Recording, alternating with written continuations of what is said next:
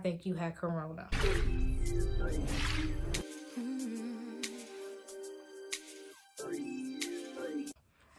At this point, I didn't even bother with the whole hospital screening thing.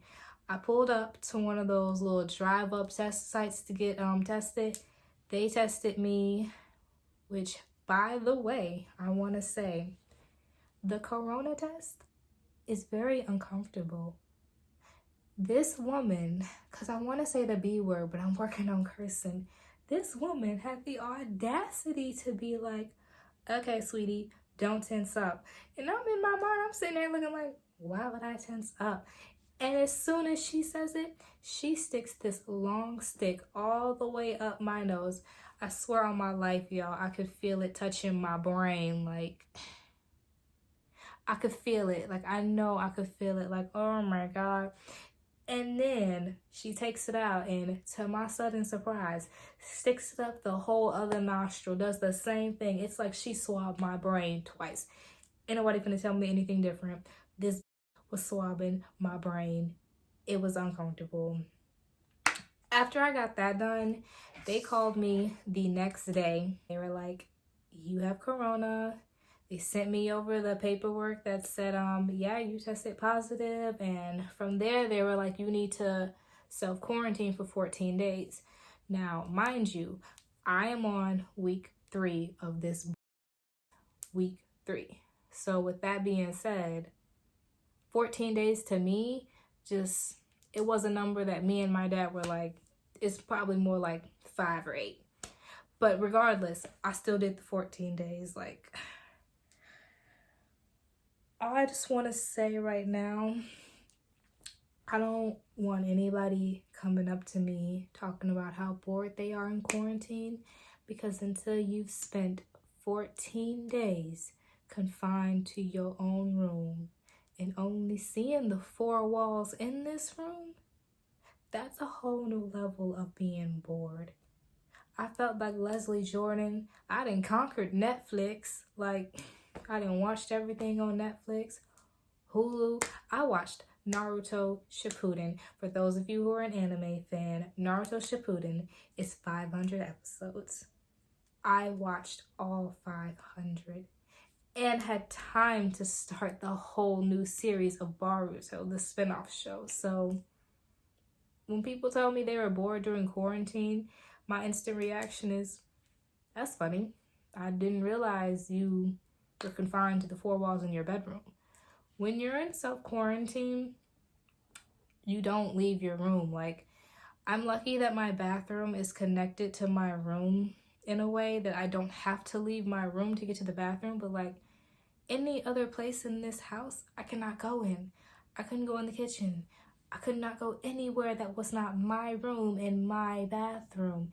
Everything was brought to me, and when it was brought to me, Lysol, the door handles, putting the dishes, my dishes, in the dishwasher to like extra sanitize it. Everything was, it was just a mess. And now we gonna talk about how this affected your girl's mental health. Oh my gosh, let me get my water 1 second. Oh, Jesus. Okay, I'm back. Hydrate or dihydrate. So, it's safe to say that as far as my mental health goes, it took a significant decline. The whole time I had corona, I was feeling nothing but just lonely. I was just in my mind so much. I was at the point to where I wanted to give up on myself. And anybody who knows me knows that I told myself I'm living to the rightful age of 102. And what that means is I'm not letting my body give out on me. My mind is going to tell my body, you're going to have to work this out because we got things to do. But I was ready to give up on everything. That one night where I just like really could not take anything, I was ready to die. Like, if that was the moment, I'd have gladly went for it, because I've never been that sick in my entire life, and I never will be that sick again in my entire life. I'm not catching this shit twice. As far as my depression goes, I really do think having corona triggered my depression. I started overthinking everything. I was in my head so much. I was really insecure when I was having corona. My acne was acting up. Something that I found out is when you have acne, your antibodies are made to help kill off the bacteria. However, if they're already busy trying to fight off another foreign body, they're not gonna help with what's going on right here. So like, I was breaking out like crazy, and it was really just making me so insecure. Everybody who I was texting was so amazing, so awesome, but at the end of the day, when it comes to like mental health and like specifically my depression, there's nothing that nobody can say in the moment that's genuinely helpful. Like, I need time to digest what they've said, really think about it, and not just like thinking about it. I need to comprehend what they're saying, and then I myself need to believe those words as well. So in the moment, I know everybody was saying like, you're gonna be okay, you're gonna get through this. It ain't feel like that. I really was just like, y'all was some liars, because I'm about to die. Please sing Beyonce at my funeral. That's all I'm gonna ask. Like, I didn't recover mentally from having corona, I want to say, until like 2-3 weeks ago. So what are we? We're in the middle of May. Yeah, I didn't cover till like the beginning of May. I still just felt really defeated and just sad. Nobody I knew had corona, so it wasn't like I could talk to somebody and be like, oh, are you feeling this? How are you feeling? Nobody I knew had it. To this very day, I still don't know anybody who has it. Like, there was no like nobody who understood what I was going through to really be helpful. Even though I did have friends reaching out and whatnot, it was not helpful in that moment. And I was speaking to my therapist, but my therapist knows when I'm hiding things from her. I don't know about everybody else, but sometimes I do hold back in therapy because I really don't know why. I just do. My therapist picks up on it because she'll ask me like 5 times in one setting, anything else in your mind? And I'm sitting here like, nah, can we end this already? So I was talking to my therapist, but to me, therapy is only 50% of the battle.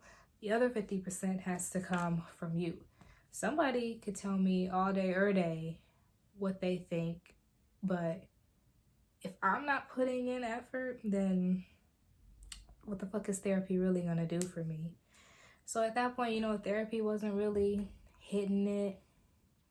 My best friend wasn't, and he's probably the most motivational person I know. Like, he really inspires me every day. And my female best friend, she inspires me every day. But there was nothing that they could have said to me that would have been beneficial in the moment. It was honestly just something that I had to work through. My doctor told me when she assumed I had corona, she said, I'm just going to have to let this ride through the system, let it do what it does best. So ultimately, that's what I ended up doing. I just let my depression flow.